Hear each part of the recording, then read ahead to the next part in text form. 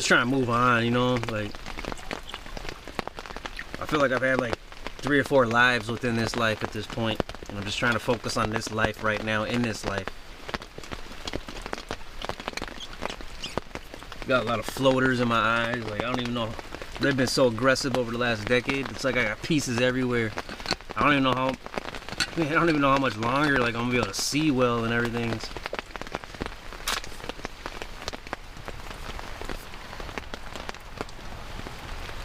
There's one of my buddies, old buddies. I don't really have buddies anymore, but he's in Alaska now. I say what up to him sometimes. He says hi. We kind of reconnected when one of our buddies died, and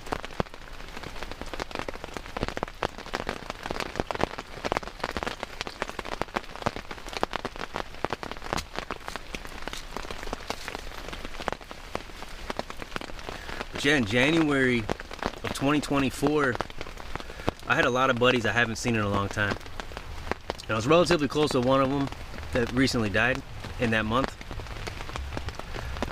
But it's crazy because I was dreaming. In January 2024, I was dreaming. I was in my apartment. I was sleeping basically.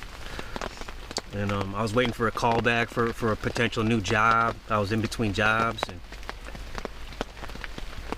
And then I got the phone while I was dreaming. I had a dream of my buddy. His name was Tay Mato. I had a dream about him, and I never dream about him ever.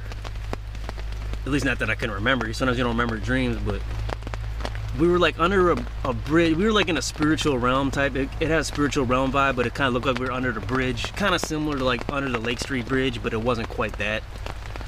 And I was focused on something there, something that I was struggling with something, and it doesn't really matter what it was. And it was kind of esoteric and weird, like dreams are. But I was focused on something, and I was struggling with it. And he came to me, and we're under this bridge, and he was trying to help me with it. And he was in the best. He looked like he was in the. I'm getting goosebumps. He was in the best shape of his life. He was like at the peak of his life, peak prime of his life. Maybe 16, 17 years old. He looked healthy. He was on point. His mind wasn't slow or nothing. I remember in the 90s he was like that. He was one of the sharpest people I knew.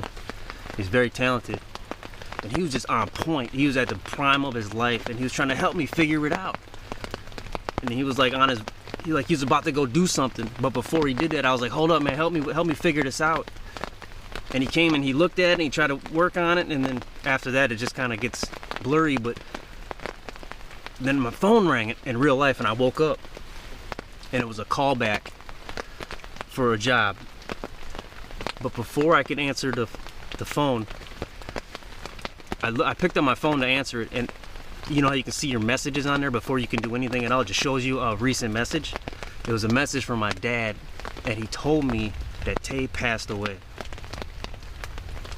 And this shit just shook the living hell out of my world right in that moment, because I realized, like, there is something going on. There is. I don't know what it is, but he came to see me, man. I really believe it. He kept me in his heart. He probably kept other people in his heart too, but he kept me in his heart over the years. Because we had our little time together where we bonded, man. We worked together, and we had a lot of arguments, and when we went astray in life, but there was a couple years where we bonded and we were together. And I feel like he came back. He wanted to see Tone again, man. He wanted to visit Tone again real quick before he went on his journey. And after realizing that, I immediately said, travel well, buddy. Travel well, man.